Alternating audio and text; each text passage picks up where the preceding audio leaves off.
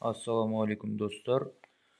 Мен оның алдында өзімнің каналымда осындай схемаларды, яғни компьютер бойынша түсірген болатын. Енді бұны тірідей жаңағындай оригиналды түрде деп айтайын.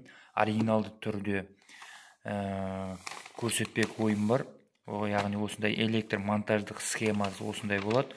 Әрбір бөлме, мысалға да саты андай-мындай. Егер де осы менің алдыңғы видеоларымды көретін болсаңыздар, сіздер уже білесіздер, но немене екенін уже жартылай білуіңіз мүмкін.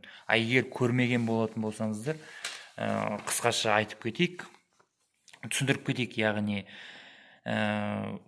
схемада түрлері, яғни атаулары. Яғни бұл выключатель, оның алдында мен де айтып кеткен видеомда, бір клавишті выключатель, яғни бір сызықты выключатель болып табылады.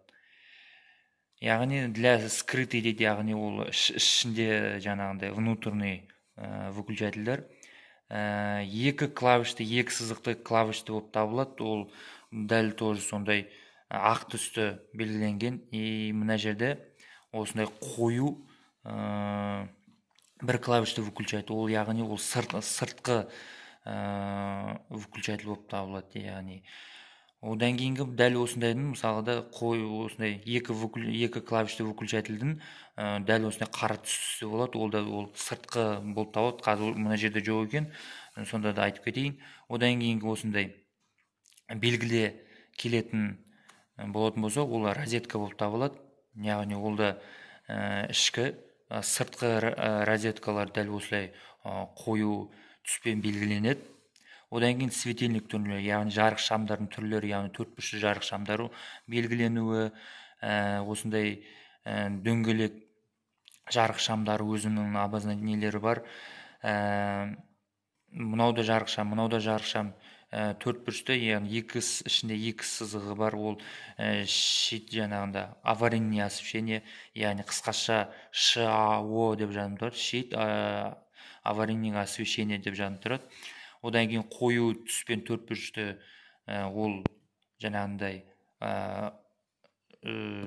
тұрақты, яғни аварийный емес, групповой рабочий освещение болады. Оны қысқаша түрде ШО деп жазылады.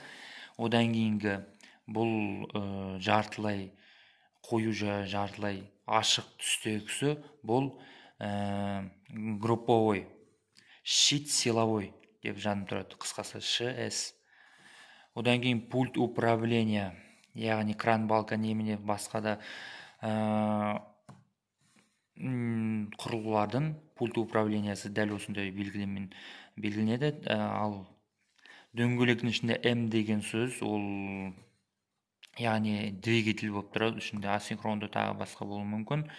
Одан кейінгі бұл төмендеткіш трансформатор, яғни екі дөңгелекті.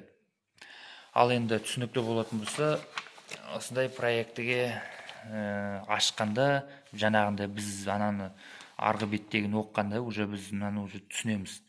Яғни былай көз жүгіртетін болсақ, бірден міне щит, жаңағында не жарық шамдар көріп тұрмыз. Міне жарық шамдар осылай келіп тұр. Дәл осы жерде мысалға қарасақ, міне щиттар көрініп тұр. Яғни жаңағындай аварийный освещение и рабочий освещение болып тұр. Аварийный освещение дәл осындай сызықшамен белгіленеді, яғни сызық. Рабочийлар бір сызықты болып табылады. Әрбір сызықта осындай группалар белгіленеді. Группа 2, мысалы да группа 1, осындай әрбір щитта мысалы неше кабель кетіп тұр. Одан кейін мынау выключательдер міне түрлері. Мысалға тағы да міне мынау выключательдер, мысалға да мынамен жанады. Мысалы мынау выключатель мынамен жанады. Одан кейінгі мынау үшеуі бір немен жанады екен. Мынау біреу ғана аварийный болып табылады екен. Дәл осылай жанады екен. Одан кейінгі Одан кейін тағы немені айтар болсақ, дәл сондай осы жерде де сондай выключатель, жарық шамдар белгіленген. Міне осындай. Так, мына жерде пульт управления көріп тұрған жоқпын. Пульт управления жоқ сияқты. Так, мотор да жоқ сияқты бұл жерде. Міне осынша қысқаша видео обзор. Ұнаса тіркеліңіздер, лайк басыңыздар. Осындай проектлерді біліп үйреніп алсаңыз өздеріңізге жақсы. Яғни осы электрика саласында жұмыс істеймін дейтін болатын болсаңыздар, осындай жас маман болатын болсаңыздар, яғни студент болатын болсаңыздар, осындай бірден үйреніп алуға болады. Ендеше видео ұнаса қош сау болыңыздар, тіркеліңіздер, тағы да айтамын.